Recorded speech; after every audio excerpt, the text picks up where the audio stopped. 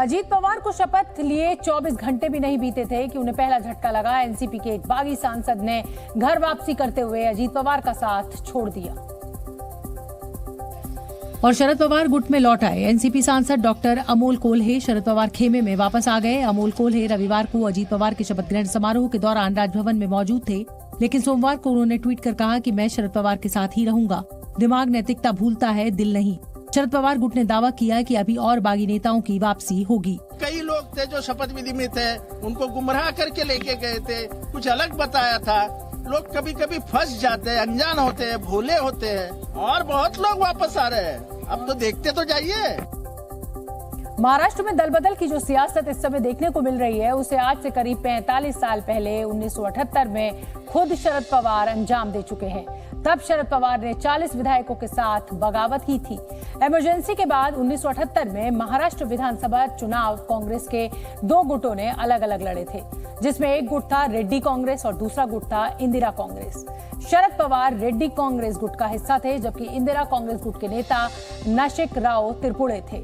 चुनाव में रेड्डी कांग्रेस को 69 और इंदिरा कांग्रेस को 62 सीटें मिली थी, जबकि 99 सीटों के साथ जनता पार्टी सबसे बड़ा दल बनी थी। लेकिन जनता पार्टी को रोकने के लिए कांग्रेस के दोनों गुट एक हो गए और 7 मार्च 1978 को वसंत दादा पाटिल ने बतौर मुख्यमंत्री पद शपथ ली। शरद पवार उस सरकार में उद्योग मंत्री थे जिनकी इंदिरा गुट के नेताओं से अनबन जारी रही, जिसके चलते शरद पवार 40 विधायकों के साथ सरकार से अलग हो गए और वसंत दादा की जो सरकार थी वो अल्पमत में आ गई। सरकार 4 महीनों में ही गिर गई।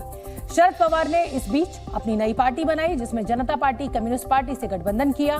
पवार ने इस गठबंधन का नाम प्रोग्रेसिव डेमोक्रेटिक फ्रंट रखा और 38 साल की सबसे कम उम्र में वो महाराष्ट्र के मुख्यमंत्री बने। सियासत में शरद पवार के इस कदम को वसंत दादा से बगावत माना गया। महाराष्ट्र की राजनीति में भूचाल आया तो इसका असर तमाम पार्टियों पर दिखा। कई दूसरे नेताओं की तरह महाराष्ट्र नवनिर्माण सेना के अध्यक्ष राज ठाकरे भी इससे हैरान दिखे और उन्होंने इसे पॉलिटिकल ड्रामा करार दिया। चूंकि इस बदलाव में एमएनएस की सियासत भी अछूती नहीं रह सकती, इसलिए राज ठाकरे के घर समर्थकों का तांता लग गया। ट्विटर पर पूरे घटनाक्रम की तुलना फिल्मी ड्रामे से कर चुके राज ठाकरे ने अब इसके पीछे शरद पवार का दिमाग बताया। पवार साहेब किती काही म्हणत असले की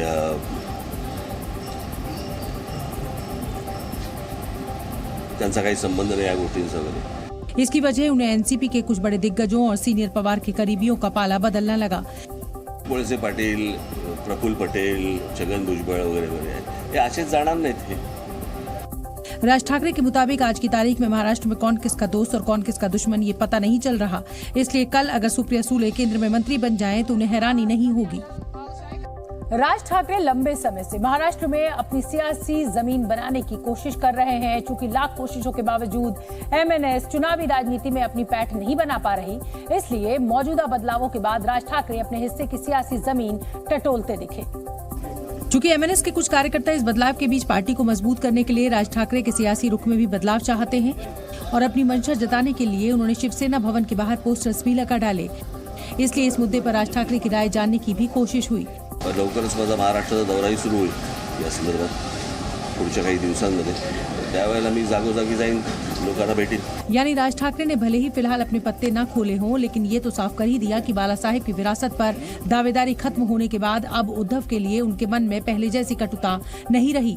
यानी सियासत में एमएनएस के लिए भी कोई स्थायी दुश्मन नहीं। एनसीपी के टूटते ही अब महाविकास अघाड़ी गठबंधन में भी घमासान शुरू हो गया है। कांग्रेस ने महाराष्ट्र विधानसभा में नेता प्रतिपक्ष के पद पर अपना दावा ठोक दिया है। क्योंकि अजीत पवार जो अब तक नेता विपक्ष थे वो अब सरकार में शामिल हो गए, इसलिए कांग्रेस नेता बाला साहेब थोराट ने विधान भवन पहुंचकर स्पीकर से मुलाकात की। थोराट का कहना है कि जिस पार्टी के सबसे ज्यादा विधायक होंगे उसके पास ही नेता विपक्ष का पद होगा। जिनका नंबर ज्यादा है, संख्या ज्यादा है मेंबर्स की, उसका ही विरोधी पक्ष नेता बनेगा। कांग्रेस का कहना है कि बदले हालात में कांग्रेस को ही विपक्ष का नेतृत्व करना चाहिए। अगर कांग्रेस की संख्या ज्यादा है तो विरोधी पक्ष नेता कांग्रेस को ही मिलेगा, अगर राष्ट्रवादी की संख्या ज्यादा है तो उनको मिलेगा। दरअसल कल ऐसी खबर आई थी कि एनसीपी ने अपने नेता जितेंद्र आव्हाड को विपक्ष का नेता नियुक्त किया है। लेकिन 9 विधायकों के सरकार में शामिल होने से महाविकास अघाड़ी में एनसीपी खिसक कर दूसरे नंबर पर आ गई है। 2 जुलाई के पहले एनसीपी 53 विधायकों के साथ महाविकास अघाड़ी में पहले नंबर की पार्टी थी और कांग्रेस 45 विधायकों के साथ दूसरे नंबर पर थी। उद्धव गुट की शिवसेना के पास 16 विधायक हैं, समाजवादी पार्टी के 2 विधायक हैं। इसके अलावा महाविकास अघाड़ी में अन्य 5 विधायक हैं, लेकिन 2 जुलाई को 9 विधायकों के शपथ के बाद एनसीपी की संख्या घटकर 44 हो गई, जबकि कांग्रेस के पास 45 विधायक हैं। इस तरह कांग्रेस महाविकास अघाड़ी में नंबर 1 पार्टी बन गई है। इसरो ने एक खास तरह के सेमी क्रायोजेनिक इंजन का सफल परीक्षण किया। इसरो ने तमिलनाडु के महेंद्रगिरी में मौजूद इसरो प्रोपल्शन कॉम्प्लेक्स से सेमी क्रायोजेनिक इंजन का पहला हॉट टेस्ट किया। ये टेस्टिंग 2000 किलो न्यूटन थ्रस्ट वाले सेमी क्रायोजेनिक इंजन विकसित करने के लिए की गई, जिससे भविष्य के लॉन्च व्हीकल की क्षमता बढ़ेगी। लगातार दूसरे दिन 10,000 से ज्यादा श्रद्धालुओं ने अमरनाथ यात्रा की। पवित्र गुफा के अंदर की तस्वीरों में बाबा बर्फानी के दर्शन हुए। आज जम्मू के यात्री निवास से 4,758 श्रद्धालुओं का जत्था अमरनाथ यात्रा के लिए रवाना हुआ। पश्चिम बंगाल के बीरभूम जिले में एक घर से बम बरामद होने से अफरा तफरी मच गई। घर के अंदर एक कनस्तर में करीब 14 से 15 बम रखे थे, जो पुलिस को रेड के दौरान बरामद हुए। इस इलाके के लोगों से मुख्यमंत्री ममता बनर्जी आज वर्चुअली जुड़ने वाली थी। आतंकी संगठन इस्लामिक स्टेट से जुड़े मामले में एनआईए ने आज महाराष्ट्र में 5 जगह पर छापेमारी की। ये रेड मुंबई में 4 और पुणे में 1 जगह पर की गई। एनआईए ने इसी साल फरवरी में मामला दर्ज कर जांच शुरू की थी।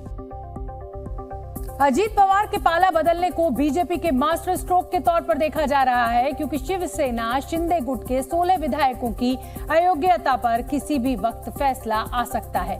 एक संभावना ये जताई जा रही है कि शिंदे समेत 16 विधायकों की सदस्यता छिन सकती है। अगर ऐसा हुआ तो एकनाथ शिंदे को मुख्यमंत्री पद छोड़ना पड़ सकता है और उस स्थिति में बीजेपी और शिवसेना की मौजूदा सरकार अल्पमत में आ सकती थी। लेकिन वैसे हालात बनने से पहले ही देवेंद्र फडणवीस ने मास्टर स्ट्रोक चलते हुए एनसीपी में सेंध लगा दी और अजीत पवार को उप मुख्यमंत्री बना दिया, जो अपने साथ एनसीपी के 40 विधायकों का समर्थन का दावा कर रहे हैं। ऐसे में अगर शिंदे गुट के 16 विधायक अयोग्य घोषित हुए तो भी बीजेपी एनसीपी विधायकों के समर्थन से सत्ता में बनी रहेगी और महाराष्ट्र की राजनीति में कयास लगाए जा रहे हैं कि देवेंद्र फडणवीस फिर से मुख्यमंत्री बन सकते हैं। इस बीच उद्धव गुट के शिवसेना सांसद संजय राउत ने एक शगुफा छोड़कर एकनाथ शिंदे गुट में बेचैनी और हलचल पैदा कर दी है। संजय राउत कह रहे हैं कि महाराष्ट्र को नया मुख्यमंत्री मिलने वाला है और एकनाथ शिंदे को हटाकर अजीत पवार को मुख्यमंत्री बनाया जाएगा। कैमरे के सामने बोल रहा हूँ, महाराष्ट्र का मुख्यमंत्री बदलने जा रहा है। महाराष्ट्र को नया मुख्यमंत्री मिलेगा, एकनाथ शिंदे को हटाया जा रहा है। राउत ने दलील में कहा कि एकनाथ शिंदे सहित 16 विधायक अयोग्य होने जा रहे हैं, इसलिए बीजेपी ने जल्दबाजी में अजीत पवार को तोड़ा ताकि सरकार बच सके। संजय राउत पागल हो गए है, वो खुद का भवितव्य का सोच बोलना, हमारी सरकार का भवितव्य के बारे में मत सोच। बीजेपी ने दावा किया कि एकनाथ शिंदे मुख्यमंत्री बने रहेंगे। अजीत पवार ने महाराष्ट्र की राजनीति में जो दांव लगाया, उसने बड़े बड़े लोगों को हैरान कर दिया। हैरानी का यही भाव महाराष्ट्र के शहरों में सड़कों के किनारे भी दिखने लगा, जहां अलग अलग तरह के पोस्टर्स नजर आने लगे। पोस्टर के जरिए छिड़ी जंग की एक तस्वीर मुंबई में जगह जगह दिखी। इसमें अजीत पवार के अभिनंदन के साथ ही उनके साथ शपथ लेने वाले सभी 8 मंत्रियों को जगह दी गई। अजीत पवार के समर्थन में पोस्टर्स टंगे तो आहत शिवसेना उद्धव गुट के समर्थकों ने शिवसेना भवन के बाहर ही पोस्टर लगा डाले, जिसमें शिवसेना की ताकत बढ़ाने के लिए उद्धव और राज ठाकरे को साथ आने की अपील की गई। चूंकि महाराष्ट्र में हुए सियासी हलचल से सरकार विरोधियों का मनोबल टूटता दिखा, इसलिए जले पर नमक छिड़कने के लिए एकनाथ शिंदे गुट ने सोलापुर में एक पोस्टर लगा डाला, जिसमें सरकार के 3 चेहरों के जरिए मजबूत होते सत्ता पक्ष को दिखाने की कोशिश की गई और विपक्ष पर तंज कसने के लिए एक कैप्शन दिया गया, अब आएगा मजा। जब समर्थकों के इतने सारे पोस्टर्स टंगने लगे तो देवेंद्र फडणवीस के समर्थक भला पीछे कैसे रहते। मुंबई में फडणवीस समर्थकों ने जो पोस्टर टांगा, उसमें शरद पवार को चिढ़ाने के मकसद से राज्य के उप मुख्यमंत्री को महाराष्ट्र का चाणक्य बता डाला। Zee News.